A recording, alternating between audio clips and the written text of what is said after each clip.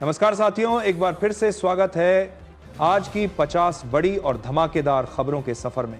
लेकिन वीडियो शुरू करने से पहले आप हमें बताइए कि इस वीडियो को किस जगह से देख रहे हैं, और अगर अभी तक वीडियो को लाइक और चैनल सब्सक्राइब नहीं किए हैं तो फटाफट कर लीजिए, क्योंकि आगे खबरें हैं एक से बढ़कर एक। केंद्र सरकार ने आज डिजिटल शिक्षा परियोजना का उद्घाटन किया, जिसका उद्देश्य ग्रामीण और शहरी दोनों क्षेत्रों में ऑनलाइन शिक्षा की पहुंच बढ़ाना है। इस परियोजना में दूरस्थ शिक्षण केंद्र, स्मार्ट क्लासरूम और डिजिटल पाठ्य सामग्री शामिल हैं। अधिकारी बताते हैं कि इससे विद्यार्थियों को नवीनतम तकनीक और संसाधनों तक पहुंच मिलेगी। परियोजना में शिक्षकों के प्रशिक्षण और डिजिटल साक्षरता कार्यक्रम भी शामिल हैं। विशेषज्ञों का कहना है कि बलिदान पाठ्य की सामग्री पाठ्य के बारे में स्मार्ट क्लासरूम, इससे शिक्षा की गुणवत्ता सुधरेगी और ग्रामीण क्षेत्रों के बच्चों को उच्च शिक्षा की संभावनाएं बढ़ेंगी। भारत की प्रमुख रेलवे निगम ने उच्च गति यात्री ट्रेन सेवा का विस्तार करने की योजना घोषित की। नई ट्रेनें प्रमुख शहरों के बीच आवागमन समय कम करेंगी और यात्रियों को सुविधाजनक यात्रा अनुभव देंगी। परियोजना में स्टेशन आधुनिकीकरण, स्मार्ट टिकटिंग सिस्टम और ऊर्जा बचत तकनीक शामिल है। रेलवे अधिकारियों ने बताया कि यह योजना रोजाना लाखों यात्रियों के यात्रा अनुभव को बेहतर बनाएगी और आर्थिक गतिविधियों में वृद्धि करेगी। पर्यावरण विशेषज्ञों ने ऊर्जा दक्षता के लाभ की सराहना की है। राष्ट्रीय स्वास्थ्य मिशन ने आज मातृ और शिशु स्वास्थ्य सुरक्षा योजना का विस्तार किया। योजना के अंतर्गत दूरदराज के ग्रामीण क्षेत्रों में माताओं को मुफ्त स्वास्थ्य जांच, टीकाकरण और पोषण सहायता प्रदान की जाएगी। स्वास्थ्य अधिकारियों ने बताया कि इस योजना से शिशु मृत्यु दर में कमी और मातृ स्वास्थ्य में सुधार की संभावना बढ़ेगी। स्थानीय स्वास्थ्य कार्यकर्ताओं को प्रशिक्षित किया जाएगा ताकि योजना प्रभावी रूप से लागू हो। इस पहल से ग्रामीण स्वास्थ्य ढांचे को मजबूत बनाने में मदद मिलेगी। भारतीय विज्ञान संस्थान ने आज नए जल शोधन तकनीक की घोषणा की, जो प्रदूषित नदियों और तालाबों के पानी को साफ करने में मदद करेगी। इस तकनीक में सूक्ष्म जीव और जैविक फिल्टरिंग विधियों का संयोजन किया गया है। वैज्ञानिकों का कहना है कि इससे पीने योग्य पानी की उपलब्धता बढ़ेगी और ग्रामीण क्षेत्रों में जलजनित रोगों में कमी आएगी। सरकार ने कहा कि तकनीक को जल्द ही विभिन्न राज्यों में लागू किया जाएगा।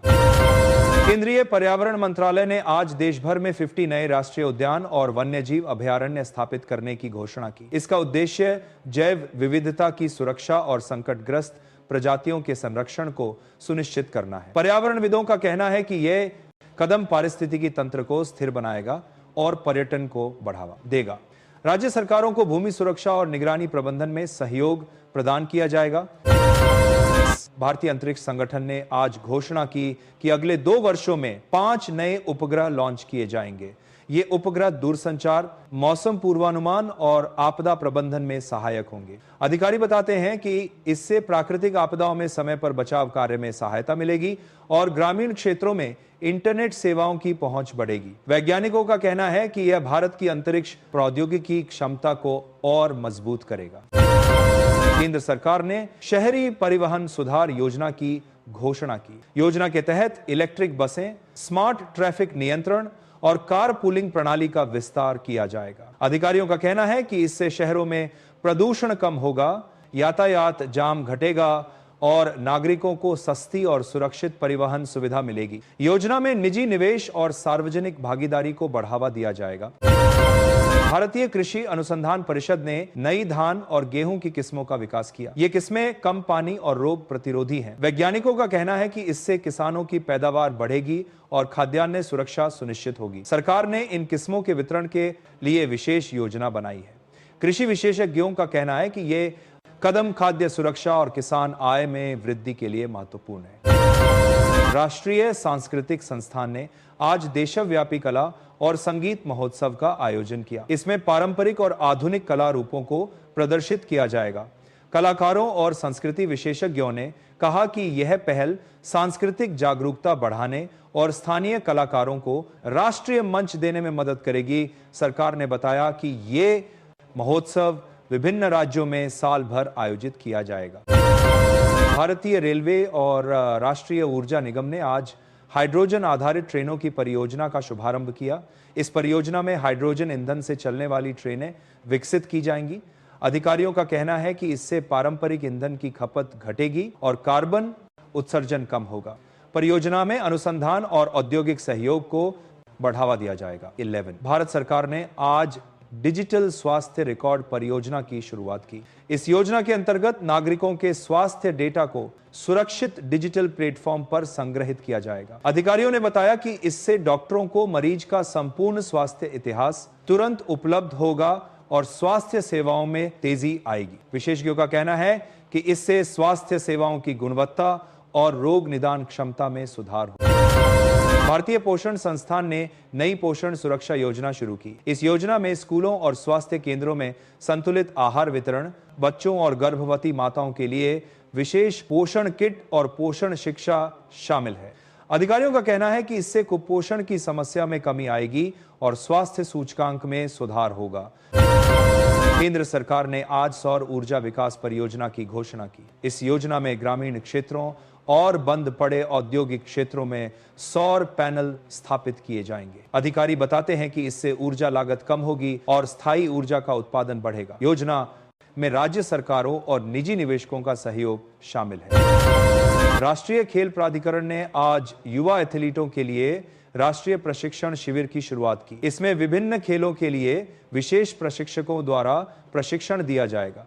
अधिकारियों का कहना है कि यह पहल ओलंपिक और अंतर्राष्ट्रीय प्रतियोगिताओं में भारत की प्रतिस्पर्धात्मक क्षमता बढ़ाने में सहायक होगी। भारतीय विज्ञान संस्थान ने आज नई कृषि रोबोट तकनीक विकसित की। यह तकनीक खेतों में स्वचालित रूप से बुवाई, सिंचाई और फसल की देखभाल करेगी। वैज्ञानिकों का कहना है कि इससे किसानों का श्रम और समय दोनों बचेंगे और पैदावार में वृद्धि होगी।